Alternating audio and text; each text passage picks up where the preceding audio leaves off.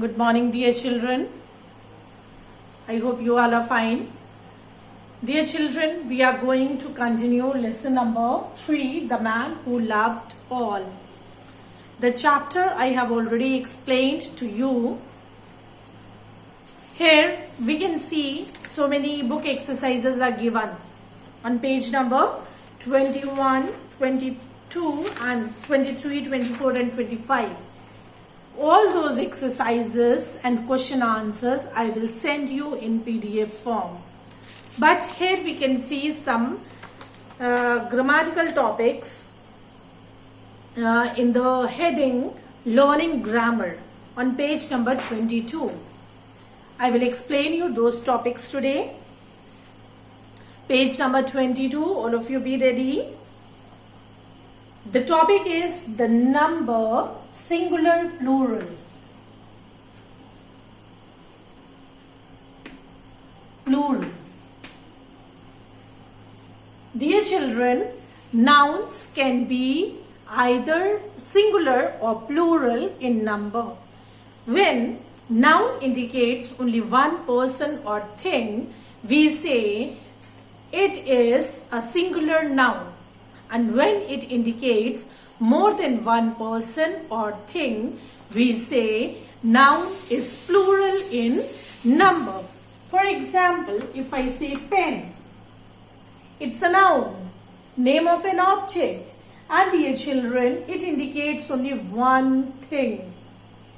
So it's a plural noun, singular noun. When I write here pens, we can see here the S is added with it and we know it's plural in number, means more than one pen. So dear children, we are going to discuss singular and plural nouns. We have read in the lesson oxen, horses, children. These are the plural nouns. These words we have read in the chapter. Now, there are number of ways to form plurals. Dear children, we are going to study how we form plural nouns from the singulars. First one is there are some words to which we add s or es. Usually we add s or es to form the plural noun, and these kinds of nouns are called regular nouns. You will be learning in the next class in much detail about it. So, the basic things I am going to tell you now. We usually add s or es to make plural noun. The next point is we drop y and add ies to make plurals of nouns ending in y with a consonant before it. Very important point this is. See here, with the help of examples, we'll try to understand.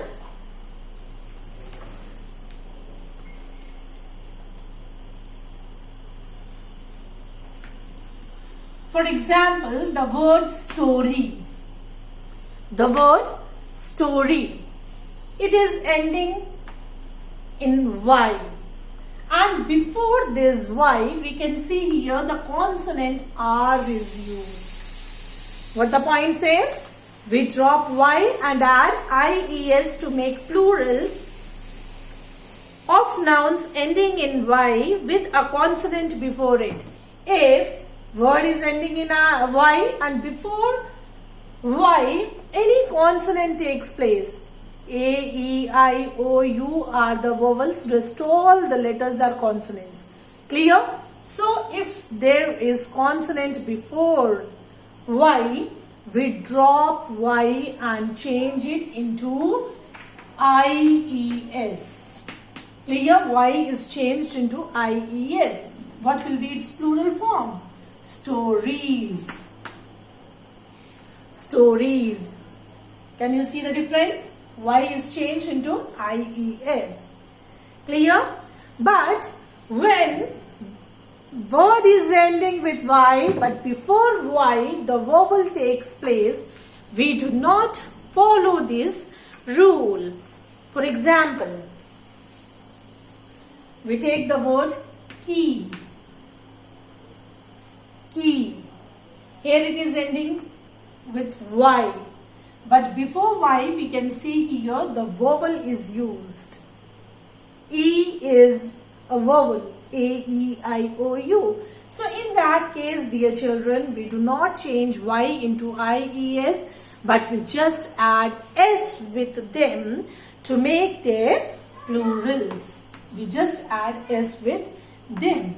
So the plural form we get keys. Clear? I hope it is clear to you. If a noun ends in Y after a vowel, we make plural by adding only S. Okay? Now, the third rule is on page number 23 we are on. Nouns which end in F or FE form their plurals by adding S or changing F or FV into VES. Usually, when the words are ending with F or FE, F or FE is changed into VES. F or FE is changed into VES. But dear children, this rule is not applicable for all the words which are ending with F or FE. Clear? With some of the words we just add S after F or FE to make it plural form. Those kind of words we need to memorize. Clear? So, for example, we'll see the word knife. Knife. We can see here it is ending with FE.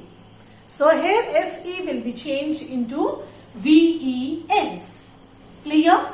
It will become KNIVES.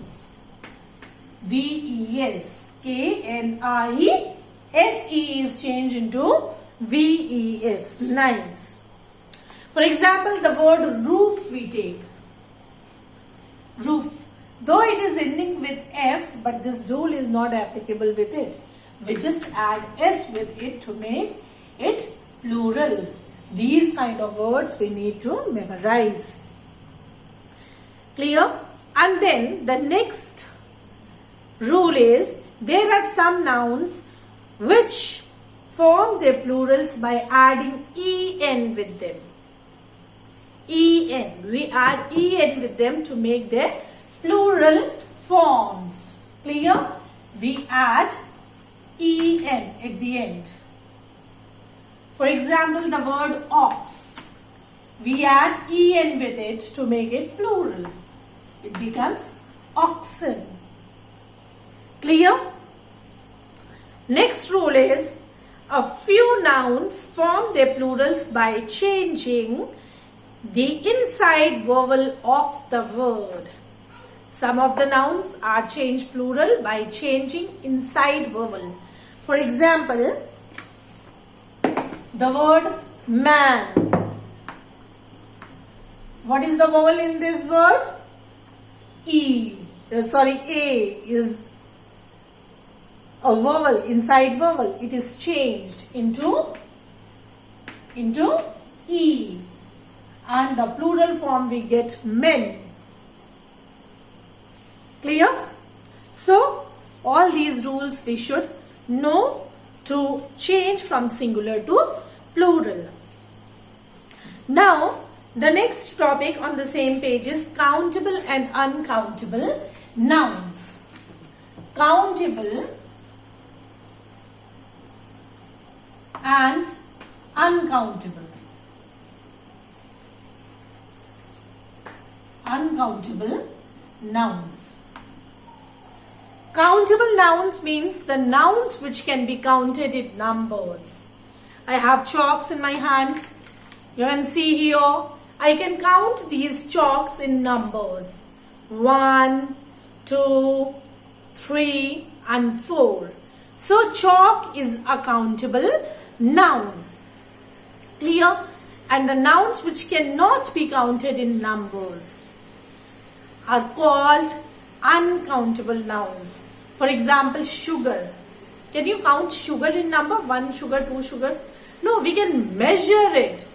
in grams or kilograms. 1 kilogram of sugar, 2 kilograms of sugar, but we cannot count sugar in numbers. Water. We can count glasses, number of glasses, but we cannot count water. So usually liquids are uncountable nouns. We say a boy, an apple, a lion, etc. These are the things we can count. So they are countables. Clear? I told you the nouns which can be counted in numbers are countables. But we cannot say a milk or a water. We cannot say milk. Dear children, I want to tell you here, a and an are the articles which indicate to one, which means one. A boy. If I write here, a boy, it means one boy. Clear? So, we write here a boy because boy is countable, can be counted in number. Clear? But we cannot write a milk because we cannot count milk or water in numbers. So, we cannot write a milk or a water. We cannot write. So, the words referring to things which can be counted are countable nouns. The words referring to things which cannot be counted are uncountable nouns. Okay, these were the two important grammar topics given in the exercises. I hope both the topics, singular and plural, and countable and uncountable nouns are clear to you. And dear children, all the exercises and question answers I will send you in PDF form. Even after reading the chapter, after understanding the chapter, you will be able to solve exercises by yourself also. You can try it by yourself. And after that, you can check it with the PDF. Clear? If it is wrong, you have done something wrong, you can erase and write again. Okay? So, read the chapter, understand it in a better way, and try to solve the exercises. Thank you.